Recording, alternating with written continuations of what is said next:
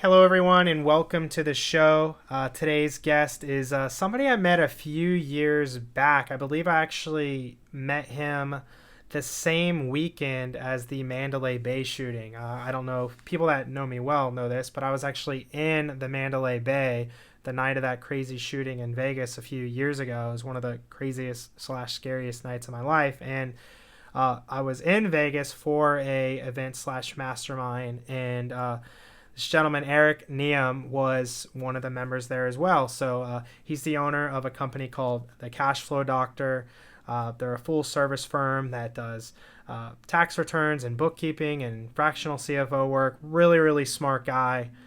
We started actually getting in a little debate on social media about COVID policy. And I was like, you know what?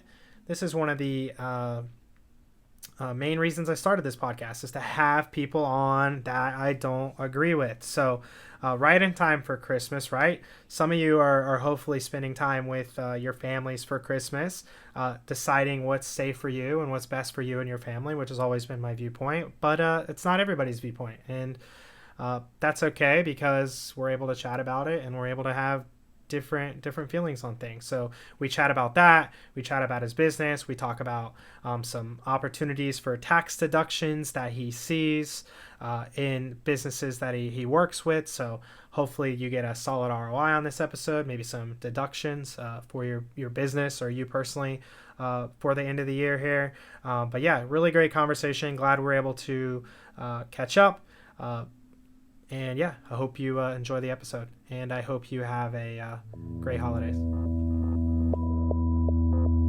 This is Openly Outspoken with Jeremy Adams, where differing opinions are not only accepted, they're encouraged. All right, Eric, we are live.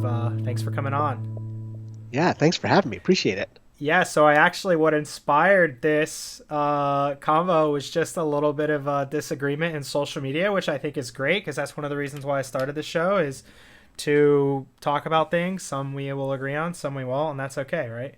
Yeah, absolutely. And I think that's something that's like really unfortunately missing in dialogue and discourse today. I mean, you know it just as I do know it, right? There's way too much like yelling from each side, and nobody's really having that open conversation of like, okay, you disagree, but tell me a little bit more why, and let's flesh it out. Let's hear it out. We're missing that. Absolutely, especially since social media, which we probably can both agree, is typically a very unproductive place to have a debate. Yes, Yeah. 100%. So there's really not a lot of positive stats. So just having conversations like this, because even though I'm not in person is one thing. I mean, there's so many comments made on social media that we would never say to somebody in person, but I probably wouldn't even say anything too mean to you right here on this video call, and we're across the country from each other right now. So it's actually great timing based on, I think, some of the things we're going to talk about, because you actually just you just tested positive for COVID. So congrats on that. How's that going so far? I was looking at my entire 2020, and I felt, like I was missing out on some of the 2020 experience. So I decided to go get some COVID, and I got it just to close the year out with a bang, just right before New Year's, understanding the 10-day like period of when you get it and when it should be over with, just to fall right in the perfect timing. So yeah, got it. Well, my perspective on that is, and I had it a few months ago, by the way. So welcome to the club. How are your symptoms, by the way? Are you doing okay? How are you feeling?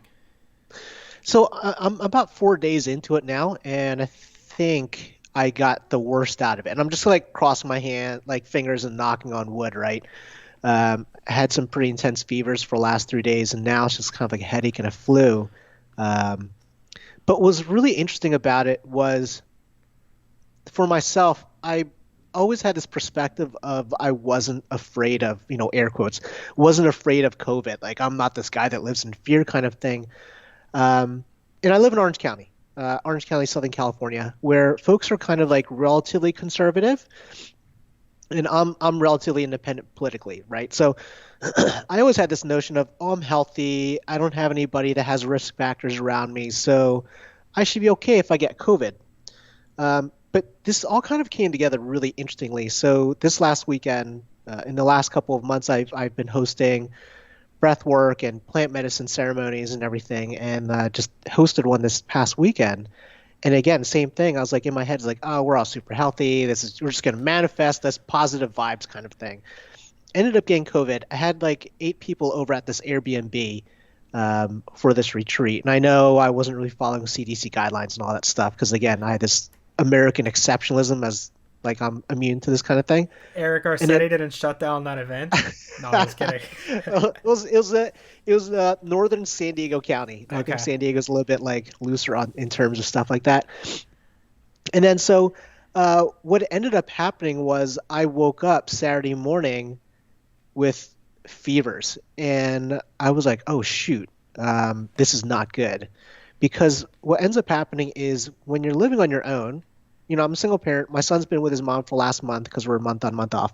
When you're living on your own, like you really don't have a lot of responsibility or implications to people around you because you're on your own. But when you're running a community or you have a tribe with people with completely different health factors and completely different travel schedules and everything, suddenly have real responsibilities. So that morning I woke up, I was like, shoot, I better get tested. Went, got a rapid test. Took an hour to get the results, got back to the house. I met everybody out in the green. I was like, hey guys, this is exactly what's happening. Because for me, like as what I'd like to consider myself as like a tribe leader or an event runner, like my integrity, my honesty and transparency are super important, especially on plant medicine. And I told them what was going on. It's like, well, this is what exactly would happen. We're going to wait and see if my test results come back positive. And I'm sitting here, like, law of attraction, all this stuff, trying to manifest like it's just the flu. I was hoping it was just the flu. Got the text message on my phone. Crap. No, it's COVID. Tested positive for COVID. And I told everybody at the house, and I said, okay, we got 2 options. Option 1 is I'm going to postpone to another date and have you guys move on to the next one. Let's just cancel it and call it off. Or the second one is be more than happy to refund your payment to be here. And then what happened afterwards was really eye-opening for me as an individual. And again, like I'm in this like I'm a free man kind of thing. I had one person, she was supposed to fly to New York the week afterwards. And because she was exposed to me being positive, she would have to be quarantined for 10 days. That changed her travel plans. Had another person that came to the event that was immunocompromised, and now that I have that lingering on my head. I had another young lady who tested positive the same time I tested positive, so she carried it with her and she had no idea. And I had 3 other folks that attended too that now I had this lingering thought of like, crap, I brought people together. I am also inherently responsible for what happens to their health. Now, yes, we're all adults, and yes, we all make consenting decisions to be there. We knew the responsibility and the risk involved. But at the end of the day, like I was responsible for everyone's health in that perspective. So I think for me, I learned a really hard lesson this past weekend with regards to responsibility, with regards to COVID, and with regards to our obligation to our communities, not just to ourselves. Like I've been living this like self-centered lifestyle for so long of like, oh yeah, it's just me, and my son's young, he's not going to be at risk and stuff like that. But then when you really start seeing like the ripple effect of the decisions that you make, it's really impactful in terms of like, okay, what do I do now? How do I mitigate these risks? How do I, for next time, how do I prevent challenges from happening? Maybe having everyone get tested 3 days in advance. But long story short, yeah, I got COVID over the weekend, learned a hard lesson, was supposed to be running a retreat, ended up in a really expensive Airbnb as a staycation because I sent everybody home. Here we are. Well, yeah, I'm glad you're in relatively good health, and I can hear the sniffles a little bit. It sounds like, but Yeah. hope you recover quick. I mean, so that's you touched on what my viewpoint has been since day one, and you've probably seen my social posts. Like, I think it should be. I mean, the good thing is, after you recover, you're going to be a safe person to be around because you're going to be what we all think is pretty immune. If that's not the case, then I don't know how effective vaccines are going to be, but as far as we know, you're going to be immune, and you're not going to be able to spread it to people moving forward. So that's just kind of been my viewpoint day one. If you're scared or you're concerned or you're immunocompromised, be super careful / stay home, do whatever you need to do that makes you feel comfortable. But for the vast majority of the country, that would be considered low risk. That also keeps the economy moving. That most of the people at risk are also on fixed Social Security income and stuff like that. They have the flexibility to kind of just stay home. And I'm not saying we should just like put all old people in solitary confinement. You know, I'm open to reasonable things, but that's been my viewpoint since day one. I mean, I've thought lockdowns from the beginning were complete bullshit. I've been completely against them. I saw on your social, and I wanted to talk about it. You used the words like crisis a lot regarding COVID. And I even think that word's strong. If you just look at the data, it's a little bit more deadly, and it spreads a little bit easier than the flu. The flu kills on average 50 to 100,000 people a year. COVID, we're at about 300K right now, which people would argue that may not even be accurate. But let's just say for the conversation's sake, that's accurate.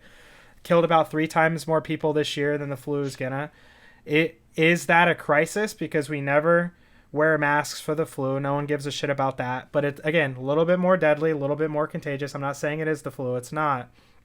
But like, is that a crisis to you? That it's just a little more contagious and a little more deadly? Like, why aren't those 50 to 100,000 deaths every year, important or a crisis? But the 300,000 alleged deaths this year are a crisis. What are your thoughts on that?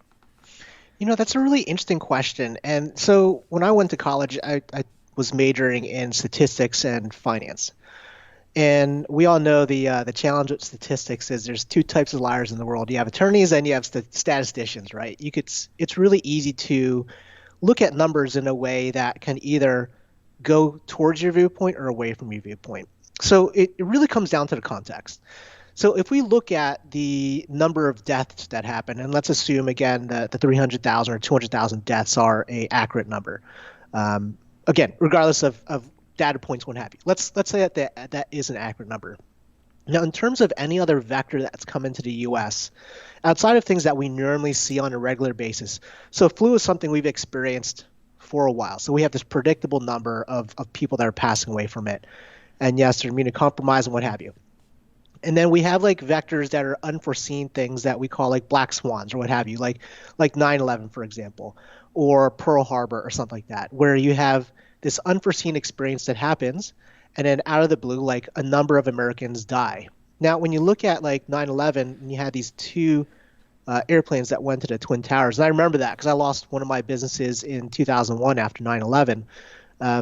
Over 2,000 amazing Americans passed away in that, and it caused us to go into war with the Middle East, spend trillions of dollars later, and here we are today. And now, when we're looking at coronavirus or COVID, is the word crisis a strong word? It is absolutely a strong word, but it also evokes a certain type of emotion along with that. When you look at the number of people that are dying on a daily basis right now, I think we're like at 2,000 people a day dying. And again, depending on what you believe is true or factual in terms of the actual number of dying with comorbidity and all that stuff like that, whatever, 2,000 people a day dying is a relatively high number for a relatively new vector or a new variable in human life, right? So I personally think that, yes, overall, in the grand scheme of the great American population, the number of people that are going to get infected is going to be large, but the number of people that are going to pass away is going to be a small percentage of that. So you have this like small 0.001% chance of passing away. But at the same time, too, if you look at it from like an excess mortality perspective of like, okay, normally humans in America have this specific death rate that doesn't really fluctuate year to year. But now we have this huge spike because of, let's call it COVID. I personally think that it is a crisis. It is a crisis that needs to be managed. It is a crisis that needs to be looked at. Now, I mean, well, the death data coming out actually shows total year deaths, and I'm sure you've seen these as well. They're actually total death count is actually down year to date this year compared to what it was last year. Not for COVID deaths, but just for deaths overall. There's actually data showing, because I think just under about 3 million, little under 3 million people a year die in the U.S., and we're at about 10% of that from COVID, and again, COVID death is also misleading too, because they happen to die with COVID testing positive. If you're on your deathbed and you're maybe only had 3 months to live anyway and you get COVID, that counts as a COVID death. And I'm not saying that is all the cases. I know there are some people that maybe had 10, 20 years of life left. But a lot of the cases for COVID deaths are people that probably don't have that much longer to live, right? And again, I'm not saying we shouldn't protect those people. I actually think our current system we have now is the absolute worst because it's kind of like a bullshit herd immunity, but the 62-year-old Walmart greeter is still considered essential when the 28-year-old perfectly healthy bartender gets unemployment. Like that, I actually think what we have now is a really, really like poor system. It goes based on essential, non-essential, not at risk, not at risk. But I don't know. It just, again, I think we all learned a lot.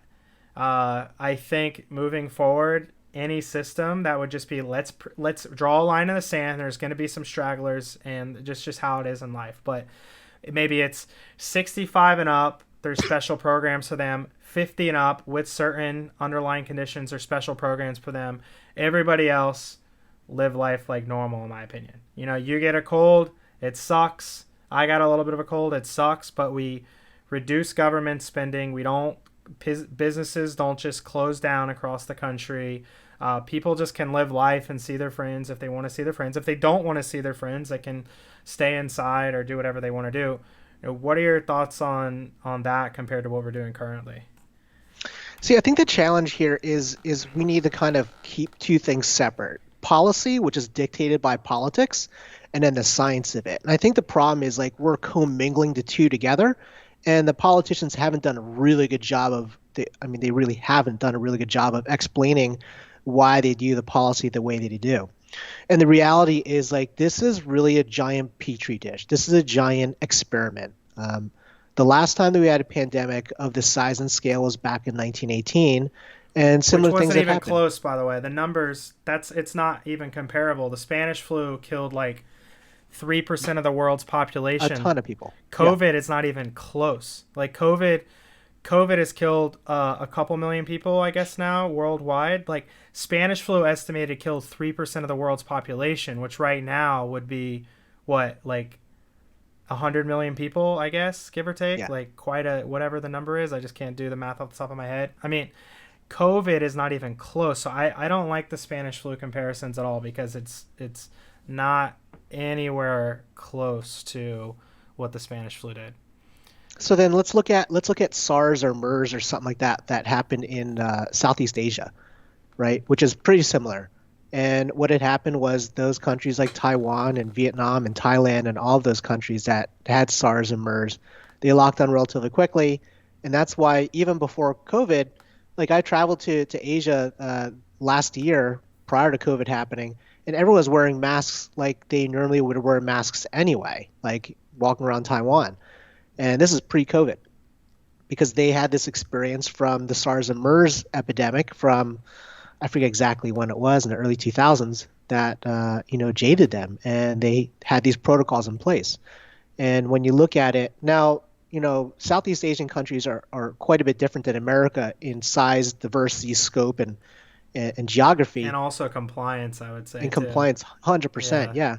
But when you look at those countries, like when COVID hit, they went fast and hard into lockdown. Now, regardless of if we believe lockdown worked or didn't work, in certain countries it does work because of compliance of their people. And Thailand right now is like back in action right now. Australia's back in action. They're also healthier, not as obese. Diabetes isn't as common, which obesity and diabetes are like two of the biggest underlying conditions that lead to serious symptoms or death with COVID. So I think there's a lot more to it than just lockdown policy and compliance. Mm-hmm. But yeah, I think it's all of those are part of the discussion, Yeah, 100%. And let's face the fact that there's a ton of variables here, right? There's definitely a ton of variables in terms of the compliance of the people of that country, the way that people look. In America, we tend to have this sense of American exceptionalism.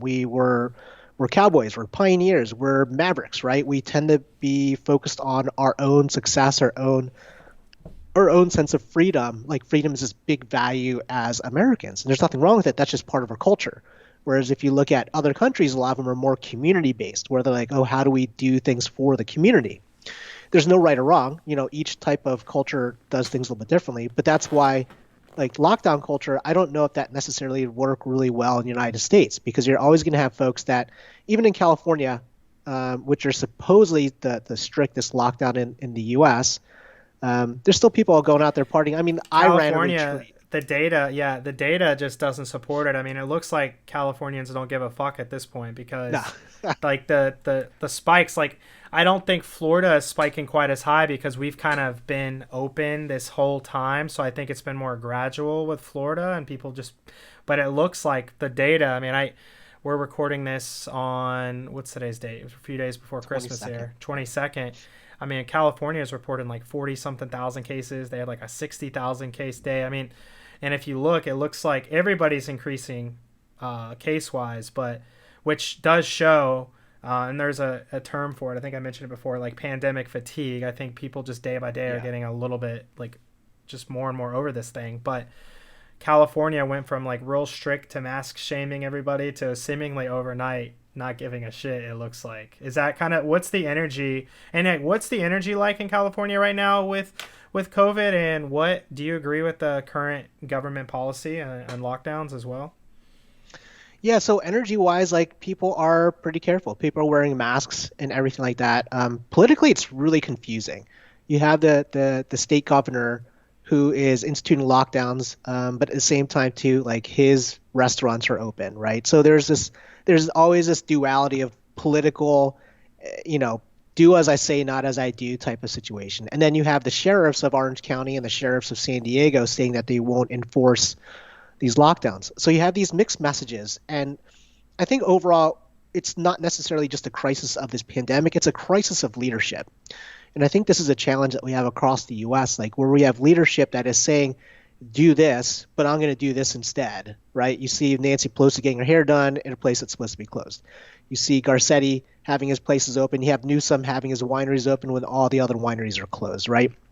So you sit here and you think, you're trying to be reasonable, you're trying to be logical about it, you're trying to be like, okay, let's protect the rest of our community. But then you see the leadership that tells us to do something but do the exact opposite. It really causes a lot of questions to come up.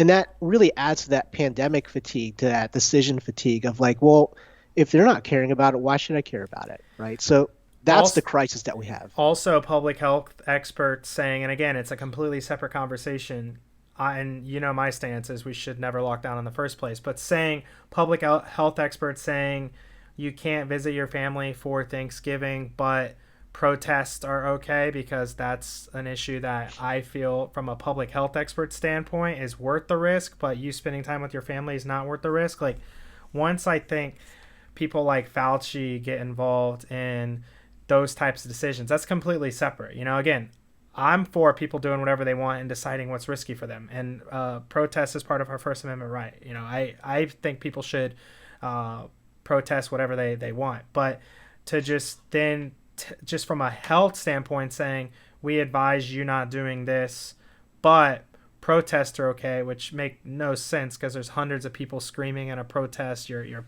really, really close together. I mean, it seems from my standpoint like the same as a club or a sporting event, so I feel that's a big thing too. Our health experts who say, hey, our government aren't experts at this, our government leaders, our elected officials like a Newsom or DeSantis in Florida, but hopefully these health experts can guide us, right? And then the government leaders will make policy based on taking the health recommendations into consideration. Health experts all across the board have been saying protests are okay, but family gatherings are not, churches are not, and things like that. And again, I'm pretty independent. I'm libertarian on most things. So I'm not, I personally am not even religious. But when I see a group being told they can't go to church and do what a lot of church, that just keeps the average American with a level of hope, with a level of community. You can't go to church because that's a health risk, but you can protest. I mean, stuff like that is super super one-sided and obviously very biased. And I just think as a whole, we're taking those people less seriously too, you know? And I think that's the probably one of the big challenges that us as humans are trying to navigate and figure out. You have this disconnect between what we perceive to be science and then this disconnect with what our policymakers are putting into place.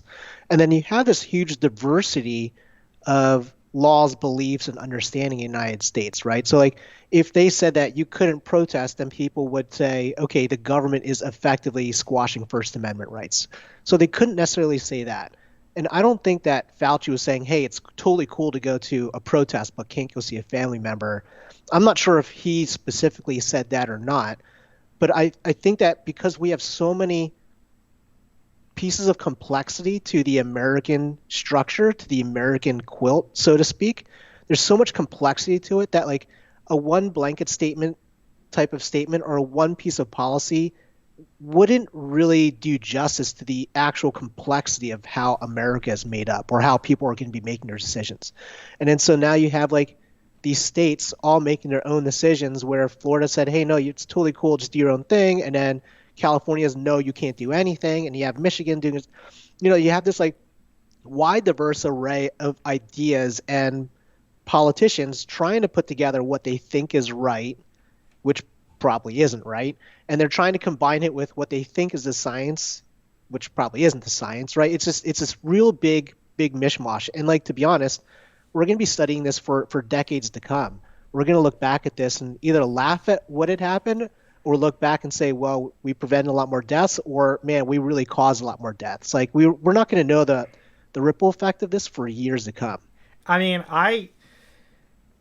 we don't know so there's whatever the actual case number is in this country. It's like 10 or 20 million or something at this point, actual positive cases, but there's tons of estimates that think the actual positive infections that weren't tested positive could be anywhere from 50 to 100 million.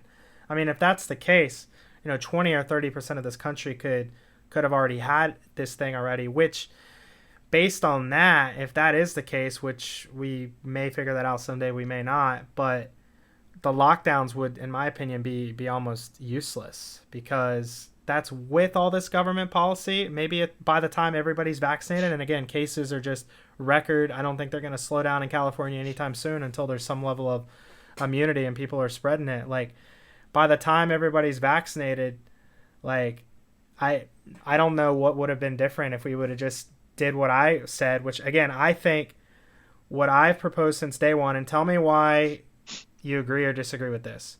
We protect the vulnerable, my definition, vulnerable people that are going to get super sick / die, which is 65, 70 plus with certain underlying conditions, or 65, 70 plus, mostly everybody is at risk. 50 plus with certain conditions, but if you're healthy 50-year-old, you have almost zero risk.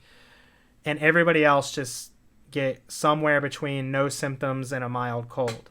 Like why couldn't we have done that in April when we knew who this disease was affecting the most, rather than this system that we've implemented? I think probably the best corollary is to look at Sweden. So Sweden didn't institute any type of lockdown, and they try to do this notion of protecting the elderly and what have you. And for the last couple of months, up until probably like Q3, they were kind of like the darling of the conservative side, saying, "Hey, look at Sweden; they're doing it right. They don't have any lockdowns. Look at their economy, blah blah blah blah blah." But now, just recently, about a week ago, the King of Sweden says, "We messed up, guys. Like our economy is impacted just as same as all of our EU partners, and we've actually have a large number of deaths and infections." So lockdowns, protections, all of that stuff, like I don't really know if there's really a true correct answer to that. Yeah. Well, it's not even that my answer is necessarily like the best answer on the face of the earth, but it's in America is different than a lot of countries. It just allows individuals to decide. It allows everybody to do what they feel is best for their own family. And again, that's where I guess my libertarian viewpoint comes in, is at this point, and even in April, like if we just would have looked at the data, we would know who it affects. At this point, like everybody knows the risk they're taking, which is obviously by cases spiking. It shows that most people at this point are happy to take the risk to live their life. Yeah, and what Sweden did admit is I'm not against some super basic compromises. Like I've talked with my friends about some ideas, like maybe at restaurants and grocery stores, the first half of the day is for old people and there's masks worn and stuff like that. But at nighttime, it's free for all. And, there's just basic things that can be put in place to protect the older generation without just like closing everything down. I think what Sweden did admit, and which I agree what America's done poorly at, is Sweden just did a bad job protecting the vulnerable.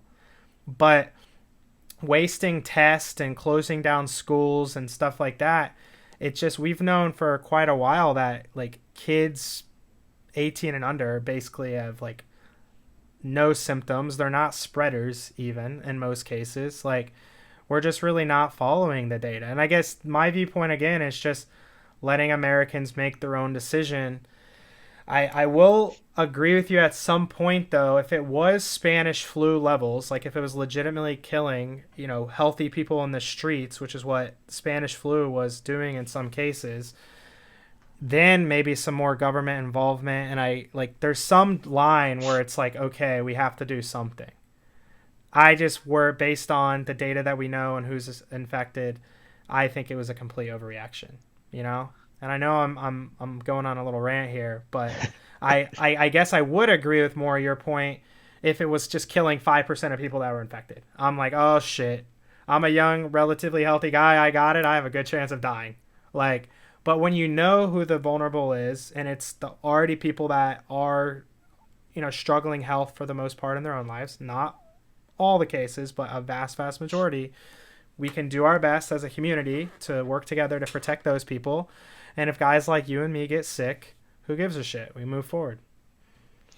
I think the challenge with that statement is a couple of things. In terms of like ICU beds and in terms of like hospital capacity, like Orange County is already at its max capacity. LA County is already at its max capacity. And the challenge with that is the people that are going into the ICU and emergency room, yes, the people who are dying are typically older folks, but you're having younger people also going into ICU and coming out of ICU. I've had a couple friends in the off-roading community that are in their 30s. They're kind of decent health, a little obese and stuff and what have you, but they had to be in ICU for a couple of weeks. And when you think of that, it's a combination of two things. Yes, like your overall risk as if you're younger is much lower of passing away as if you're older. But if you're younger and you're going in and you're taking up the capacity of that bed or of that ICU stay, are you preventing somebody that may have no relationship to coronavirus at all that needs to be in ICU, maybe because they're in a car accident or they fell off their roof or something like that, or something happened to them. And now that there isn't that capacity of that bed, that you're preventing that person from being able to get that treatment. So we have, like I said, there's just so many variables and so many factors that I wish that there was a really easy answer. And then at the same time, too, when it comes to policymakers like you and I and a lot of your listeners, right, Jeremy, are educated. We can make good informed decisions, but policymakers have to make policy for the lowest common denominator that just basically everybody can understand and basically everybody can implement. I mean, you look at the stories, if you do Google search and you say Florida man and leave it blank, and you see all kinds of things. Florida man wrestles an alligator. Florida man jumps off a bridge with an umbrella, right? Like there's always going to be folks out there that are in this common denominator that don't have the decision-making processes or the independent thought processes that you and I would have, where we could say, it is risky to go outside, so I'm just going to lock myself up at home. If I get coronavirus, totally cool. I'm healthy. I'm good to go. But there's a lot of folks out there that they don't think about stuff like that. And that's the challenge and this is why I'm really curious now. Like I really want to start running for public office to really understand and wrap my head around like how policy is actually made, because it's not that we just have to make policy for folks like you and I and your listeners that understand the impact of our decisions, understand the ripple effect, and how do we mitigate these risks, but also how do you write policy? How do you create policy for folks that may not even think about this stuff, right? That's, Isn't I think, the big challenge. You're making good points, but I would just argue like, isn't that the purpose and what America was founded on? Just that level of individual responsibility. Like even if they're super ignorant, which is kind of what you're saying, they're maybe not very educated, maybe don't pay attention to the news, maybe just, but I feel like that was the trade off that our founding fathers made. Like it's not a perfect system. There's no perfect government system in the world or ever in existence, right? But I would rather have my individual rights and ability to make my own decisions than crazy amounts of taxation, which is ironic now because we're taxed like crazy, but personal levels of freedom and the Second Amendment and stuff like that. I would, like that was wild at the time. Like the founding fathers of our country were like, we would rather everybody have a gun, even though they may not be trained, they could just go murder people in the streets, than only the government being allowed to have a gun. And it's just kind of the same thing. Like, of course, there's going to be people that maybe make dumb decisions because of they're just not knowledgeable or they don't know the risks or whatever. But I feel that was the trade-off we made with our Constitution in the first place. No, I think that's a challenge is like when the founding fathers are putting the country together, that was a while ago, right? Things have changed dramatically. Technology has vastly changed. Their whole idea of being a gun owner, and I'm a gun owner too. Like I own a couple of AR-15s and I shoot actively and everything. The whole idea was that there's a militia of the people, an organized militia of the people to be able to come together and when tyranny happens to be able to step up. It wasn't for everyone to have guns that, some folks are murderers and what have you. Totally. Because there's still police and stuff like that. Prevent But government overrule. Yeah, I mean that's why I'm very pro Second Amendment. I have one gun. I'm not shooting all the time. I've been shooting a few times, but it's just to I talked with my buddy Ben Grossman, who's Jewish, and I had relatives die in the Holocaust and stuff. The Holocaust probably wouldn't have happened or wouldn't have happened anywhere near the level it did if the Jewish community was armed. Yeah. So that's all. I'm for the Second Amendment just because to prevent government overreach, and that's what kind of frustrates me with a lot of the COVID policy too. Is I just feel like it's government overreach. And especially in California. Like what are your thoughts as like a California resident with everything going on right now? Like are you happy living in California? Have you considered leaving like many people seem to be doing? At the end of the day, I want to maybe like circle this back with a story. So I've had businesses in 2001 and 2008, and both times when we had a big recession, I lost both businesses. And what ended up happening was life kept going on, and I started a new business and I kept running, and here I am today. And so the way that I'm personally looking at coronavirus is this is a temporary glitch in a overall big program of life, right? We're going to live 100, maybe 110 years if we're lucky. And this COVID crisis is going to be a year and a half, maybe 2-year issue. Now, for me to just pack up and sell my stuff and move out of state to another state because I have lower tax or what have you, I think is a short-sighted solution to a fundamental issue. Instead, the way that I'm looking at it is, okay, how do I optimize and how do I strategize with my business and with my life to make things work the way that I want it to work in light of the situation that's happening? Like, I think that there's a ton of opportunity. There's a ton of opportunity still. Like, I have a ton of clients in Southern California where it wouldn't make sense for me to move to another state, create a whole new community, and try to figure out a whole new community for my son to live in. So for me, I don't really have any notion of moving out of state. I have a lot of friends that moved to Texas, to Florida, to Wyoming because they're like, oh, forget this state and, it's not free and what have you. I think that's a short-sighted way of looking at solving a longer-term issue. What about it do you feel is short-sighted? Because I don't like what I view it as in Florida, if anything, is like shifting red, which is pretty interesting because we've been a swing state for so long, and Trump won by 5 points here, got like record Hispanic vote. I mean, it's pretty wild. So Florida is actually going rather conservative. I mean, a 5-point win in a swing state from a guy that didn't even win the general election is pretty telling. Uh, like why I don't think that it is short-sighted, because I feel like the people that I know that have left, this is kind of the final straw in the disagreement with kind of the ideology in maybe a state like California. Not like this was the first frustration they've had. It's not like, hey, everything's going great. Gavin Newsom's great. A lot of this policy, our budget's being managed great. Our homeless problem is great. Like, obviously those aren't the case, right? I think there's a lot people that have had issues with a lot of things in California, and the lockdowns and just the government overreach were kind of the final straw. In addition, you pay these state income taxes in these states like New York and California to utilize, because they're two great states with a lot of great culture and a lot of great things to do. And then when that's limited as well. So, in my viewpoint, I don't think it's short-sighted at all. I feel like it was like the straw that broke the camel's back from a lot of these people that are maybe contemplating leaving anyway.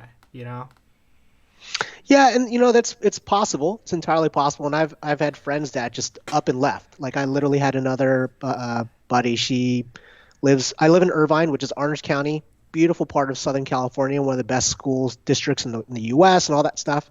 She just literally sold her house within 30 days, bought a house in Austin, Texas, and they're on their way there right now.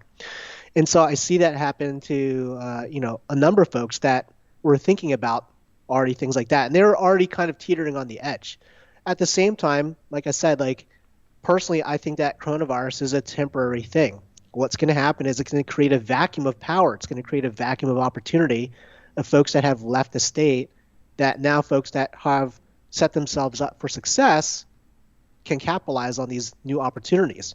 So this is just like the normal cycle of businesses. It's the normal cycle of life. Californians have been moving out of California for decades.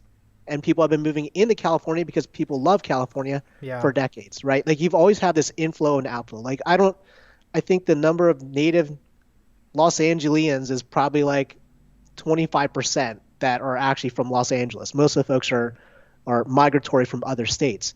And we're just going to always have that natural inflow and outflow. I mean, you look at Texas. Austin, Texas is definitely very blue, right? You look at like, places like Colorado, it's shifting blue because like Californians are moving out to it. So you're always going to have this inflow and outflow. Politically, regardless of whatever you think, like, Californians are one of the biggest states in the U.S. in terms of population, in terms of economic size. There's always going to be business opportunity there. Now, yes, is a state mismanaged in terms of their finances? Absolutely.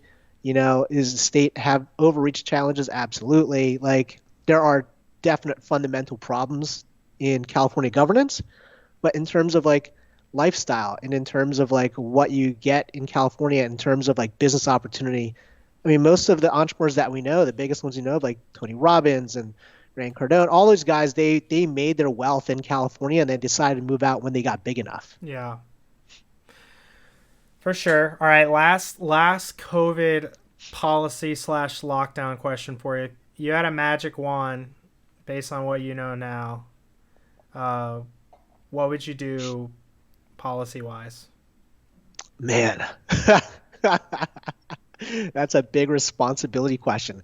I think the biggest thing that I would have done, and this could have been like, I'm libertarian too. I voted for Joe Jorgensen, just in full disclosure, but like, this could have been Trump's panacea. This could have been Trump's like shining moment to really take this up.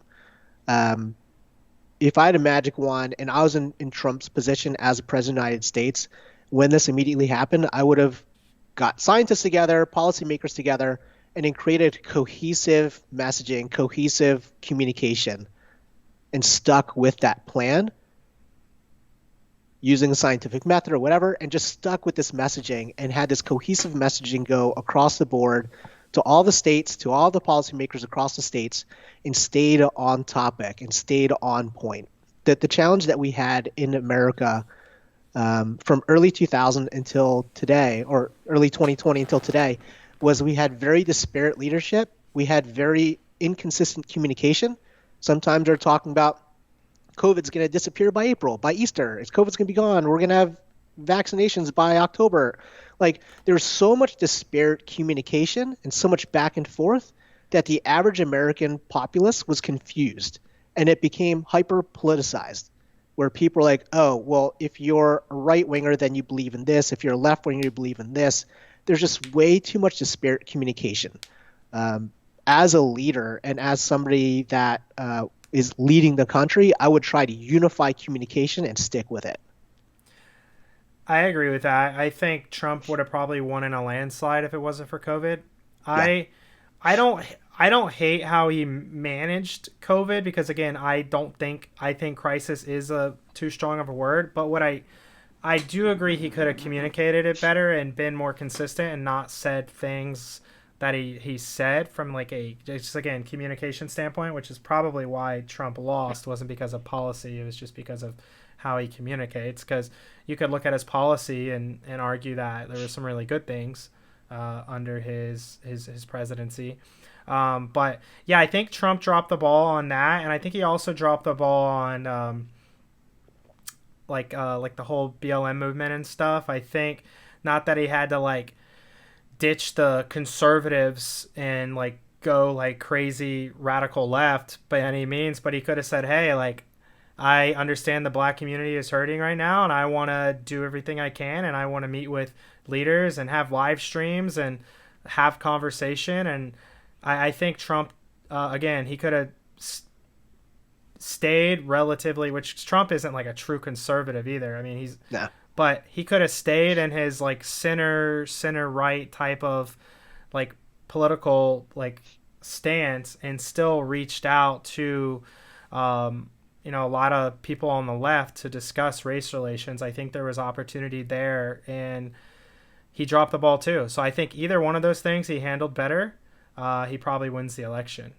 Oh, 100%. 100%. I mean, look at it. Like, you have Joe Biden, the most unexcited candidate since Hillary Clinton, who was also the most unexcitable candidate ever. You have two Democratic candidates in two elections who are the most unexcited, the most uninspiring individuals to run for public office. And then you have Joe Biden beating Donald Trump, who, again, Joe Biden's like one of the most uninspiring like candidates. Really. Uninspiring and obviously mentally deteriorating. I mean, that's Flawed. what's Flawed candidates. Yeah. I mean, really, really bad candidate. This was definitely Trump's election to lose. Either one of those things he handles better from a communication standpoint. I mean, you noticed second half of the year, like his tweeting was down. Yeah. He got intel like, hey, your communication is what's going to lose you the election. And I think how he handled the first debate was really bad. I mean, even if you're a diehard Trump fan, you got to look at that and be like, dude, he just kept interrupting the guy. It made Biden look like you kind of like felt bad for him. And like Trump's not even letting him talk. And like I had no reason to like Biden for anything. But after that debate, I'm like, man, I kind of side with Biden here. He's just kind of being bullied. Like I feel bad for him at the end of the election.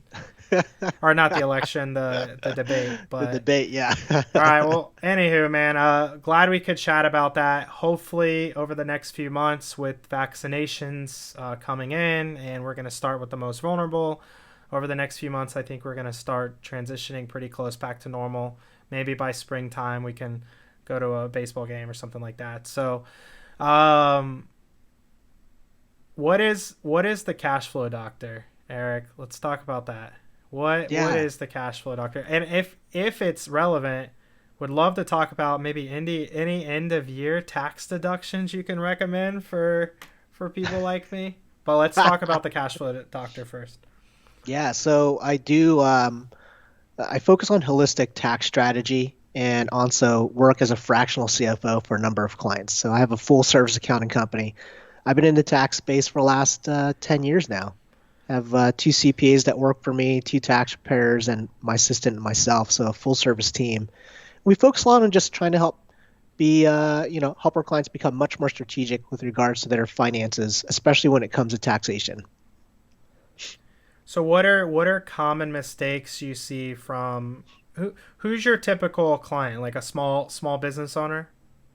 Yeah, most of my clients typically are in the, I would say, $250,000 to 10 million of profit range in terms of business size. So they're a little bit more like, they're still considered small businesses in terms of the NAICS, But for a lot of folks who are kind of like mid-sized, Yeah. um, typically, here's a good example. I had a client that I was working with just a couple months ago. He has a pretty successful automotive staffing company in Orange County, 400 employees, and he was looking to sell his business. And the private equity firm that wanted to buy him was like, your books are all kind of like messed up. So he came to me and I was like, yeah, let's take a look at it. Started cleaning some stuff up. And what a lot of business owners typically do is they start putting a lot of their personal expenses into their business so that way they pay less in tax. The only problem with that is when you go to sell your business, because you've done that, it screws up your EBITDA, your earnings before interest, tax, depreciation, amortization, and it ends up shortchanging the entrepreneur. So what we ended up doing was restructured where some of these expenses were, increases EBITDA by about $500,000, and with a 6x multiplier, gave him $3 million more on the sale of his business. And in the immediate term, switched a couple of ways that he was deducting his expenses, where now he was saving himself 175 grand a year in tax. So what we do is a holistic way of looking at tax stuff. Usually a lot of folks, they come, when they work with their tax advisors at the end of the year, the tax advisors are like, hey, just go buy something, go buy a car, go buy a laptop, whatever. Use that as a deduction. The only problem with that is that's a one-time deduction. And typically it's to buy something that you don't really need. Like most folks, they don't need a brand new Tesla Model X every year to get this big write-off. We like focusing on holistic stuff that runs with you year to year to year to year to year. So for example, one client has 3 teenage boys, and they run a baseball training program here in Orange County. And so I was like, hey, your boys, they work with you too, right? Like when they come in after school, they also help coach and they train the kids and stuff. Do you pay them an allowance? Like, yeah, we give them an allowance. I was like, well, why don't we just pay your kids like real money and deduct the cost of it? And if it's under 12 grand a year to these kids, it's tax free to them. But now take that money that you pay them, let's air quote pay them, and we'll throw that money to Roth IRA into their college savings program. So now you effectively had a tax deductible Roth IRA indirectly. That's interesting. So that's about, for 3 kids, that's just a $36,000 deduction. Yeah. And at that guy's tax bracket, that was like 18 grand. Yeah. That he saved in tax. Right. So like little creative things like that he could do every single year, basically get an additional deduction on his kids, pay his kids, and they can now use it for private school or whatever, effectively indirectly get that deducted. And now every year they're getting a deduction for something they're going to be spending money on anyway, as opposed to saying, hey, go buy a new car, or hey, go buy a new laptop, right? Or another thing is, I have a lot of folks that they want to get into real estate and they do really well in their business, but they just don't know how to pull the capital side to do that. So there's this really cool tool called a solo 401k or a self-directed 401k where we could chop away 55 grand of overall compensation that we drop into this thing that's now self-directed that they could put in the real estate instead of maybe mutual funds or what have you. Is that a SEP? Is the 55k, is that a SEP? Is that what that is? We usually use like a solo 401k for that. Yeah. Is 55k the just because is that the can I get COVID through video? Are you gonna remember there was that one company that required masks early on for video calls? Do you remember seeing that? Like it was like in April or something, a company announced that they required masks during video calls. I was like, again, that's like the dumb shit we're seeing that's making people, I think, adding to the fatigue. Yes. I think is it the SEP, the self-employed, is it 55 grand a year or whatever that you can deduct? Is that kind of, or is that something separate what you're talking about? Where does the 55k come from? Yeah, that's different. So we use a solo 401k. And the reason that we use a solo 401k is we just set it up with a payroll deduction through their company. So there's many different tools. I'm just talking about one of the tools. It's kind of like saying I have this tool bag of hammers and screwdrivers and wrenches and stuff like this, and I'm going to show you one of the wrenches. So a SEP is another wonderful tool that can be used as well. Solo 401k is just like another different kind of wrench, right? So the reality is there's multiple different tools that one can use to help them on their tax, their end of year tax liability. And the only problem with it is most tax advisors are like just driving down the road, working on your taxes, looking to rearview mirror. They're looking at everything historically from the past. So my job and my role is to look at your tax challenges from the future moving forward. It's like, okay, how do we, Jeremy, based on what you're looking to do and where you're at right now, how do we build your tax strategy for next 5 years to make this fit what you're trying to do? So think of me like a financial planner, whereas the majority of tax professionals out there are kind of like a stockbroker. They're just very transactional. Yeah. Now that makes complete sense. What are there any like golden nuggets or anything that you just, I mean, I know you don't know my exact tax situation, but just like a typical business owner, like what are some opportunities for them just for like common things you see with clients that can typically lower their effective tax rate or increase opportunities for deductions? Yeah, so one of the big things that I see happen a lot is either they're not paying themselves enough in salary or they're paying themselves too much in salary. And it all kind of comes down to when Trump came into office, there's this tax deduction called Section 199A. And 199A basically allows a business owner like yourself to take a up to 20% deduction of what you pay yourself in salary. So that kind of covers all of your Social Security, Medicare taxes up to a certain point, up until you make like beyond 450 some odd $1,000 per year.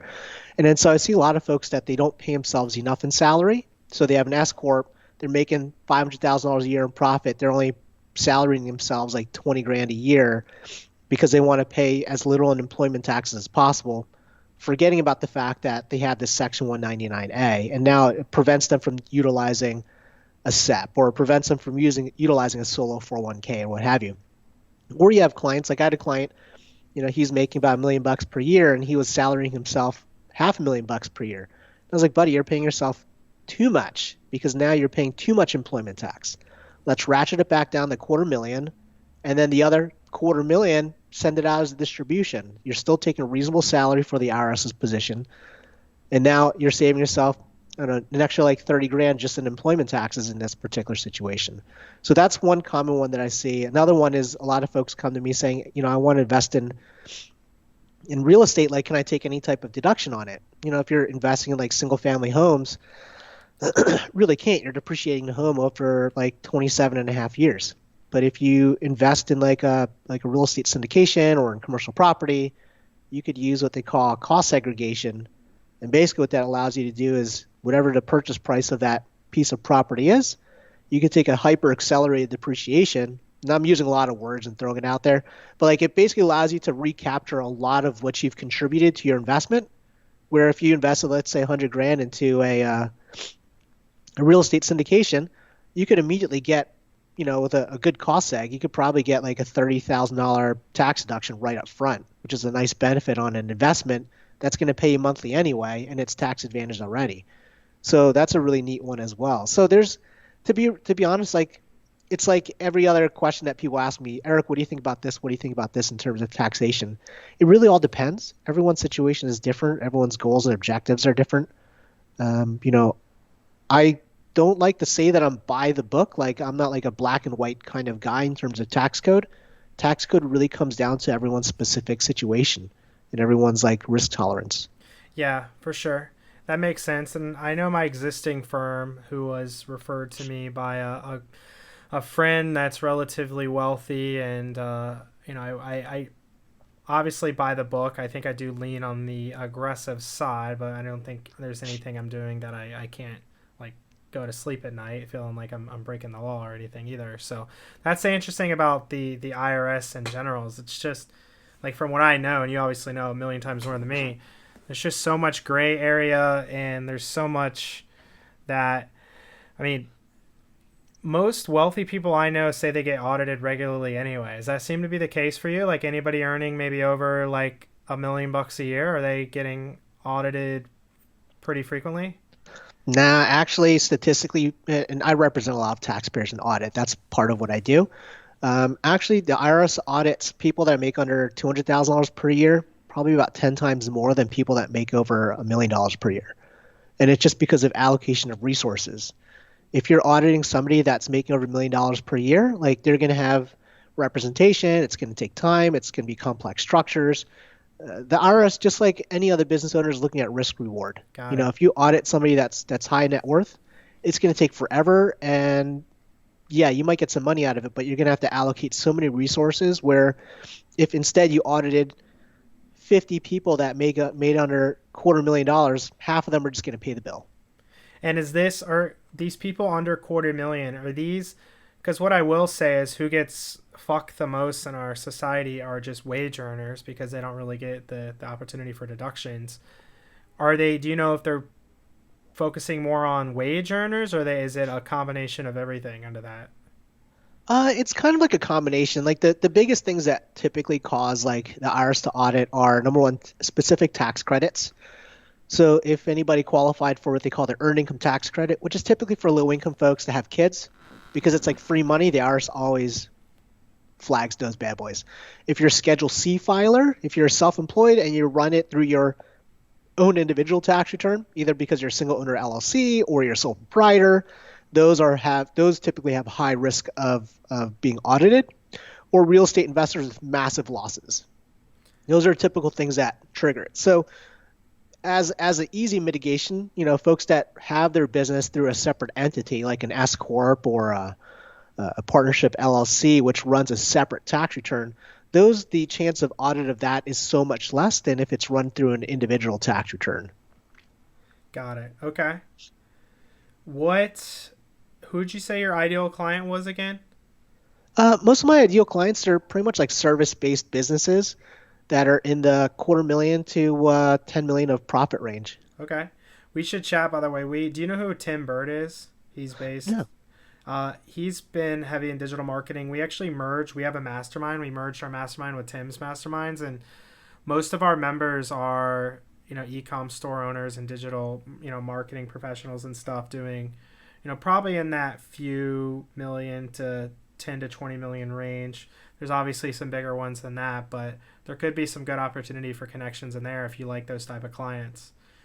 I'm sure they would need financials like the CFO stuff as well as tax returns prepared. So it could be a lot of opportunity with those guys. Yeah, I would love that. So do you think?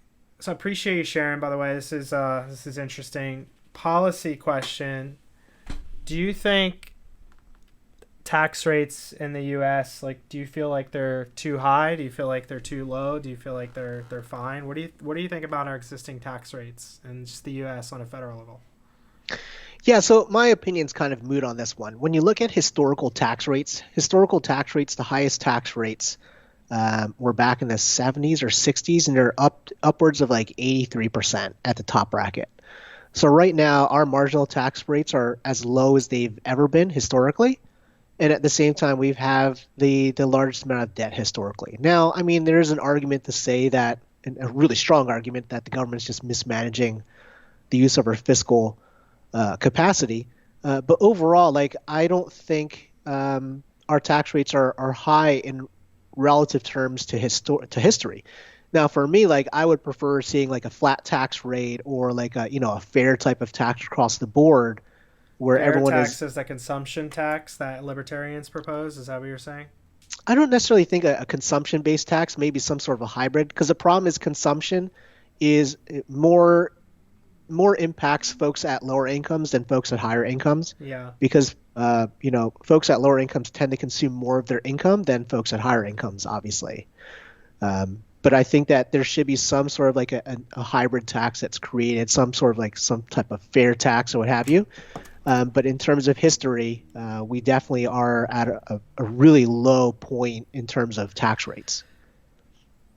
I've done a little bit of research on this, not a ton, so it could be wrong. But even in the 60s, which is, you hear this argument from the far left, like AOC and stuff, they're tax rates used to be as high as 70%.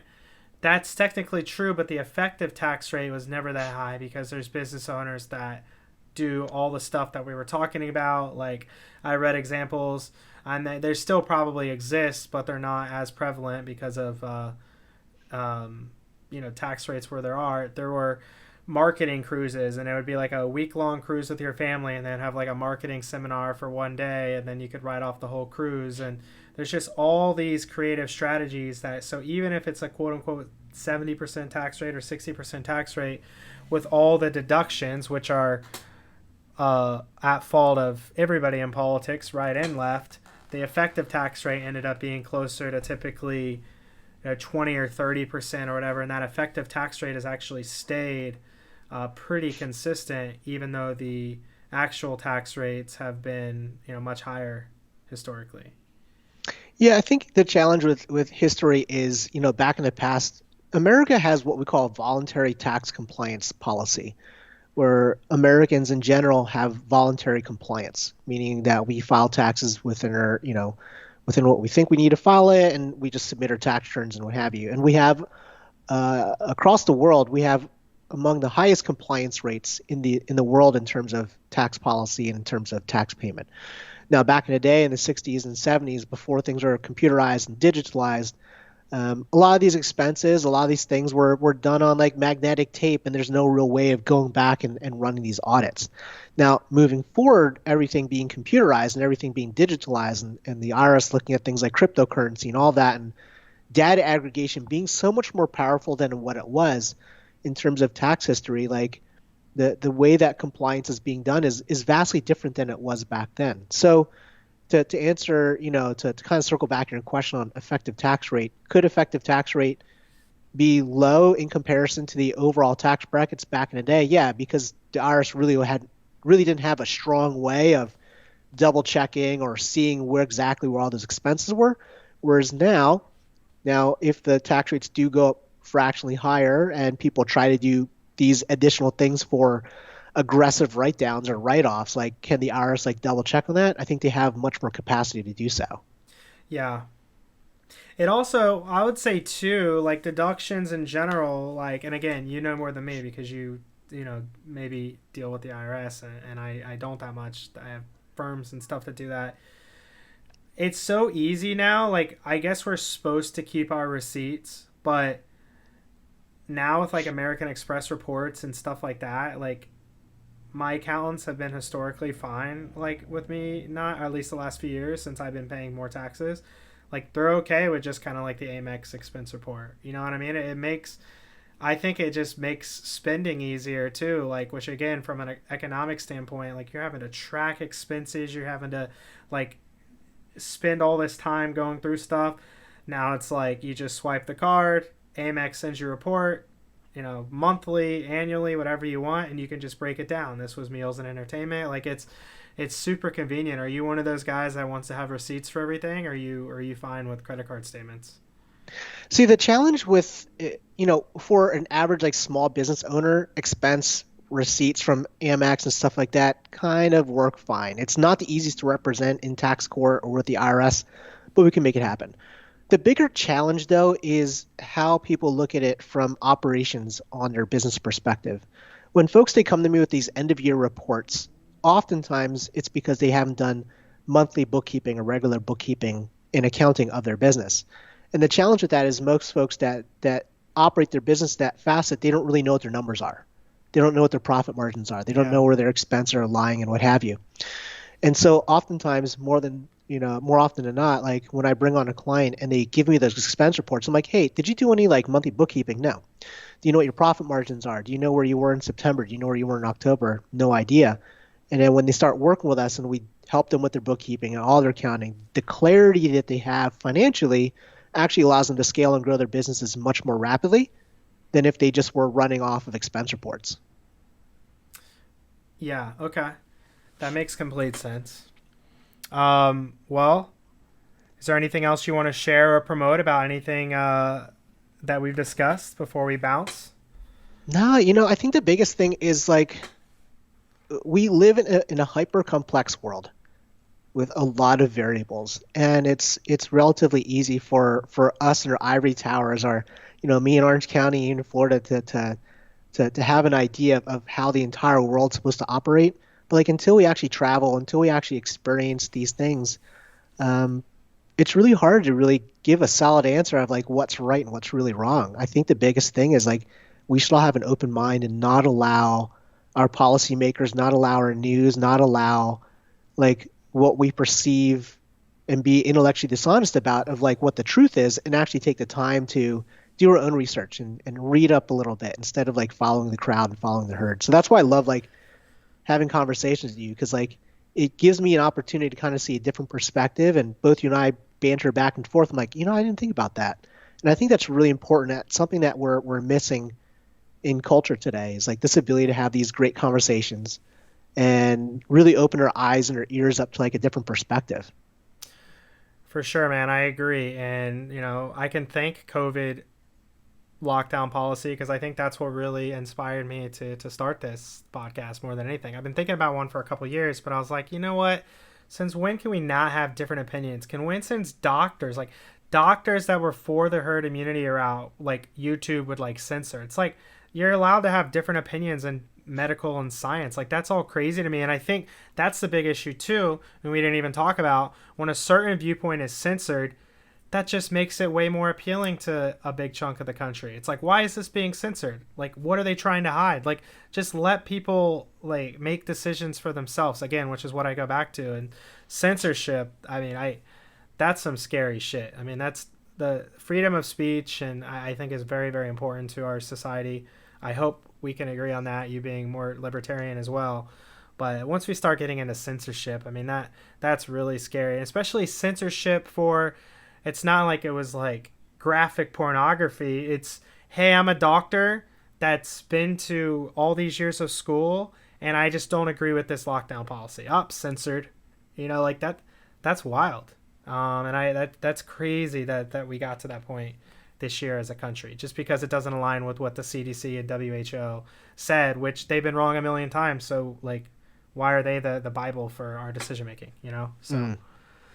But anyhow, it was great, man. Glad we could connect, and all your company info and stuff like that will be in the show notes, and we'll definitely keep in touch about our founders mastermind and other stuff we have going on in 2021 too. So thanks. Sounds good. Thanks. Thank you for listening to Openly Outspoken with Jeremy Adams. If you haven't already, make sure you subscribe to the show on your favorite podcast player so you get updated when new episodes are live.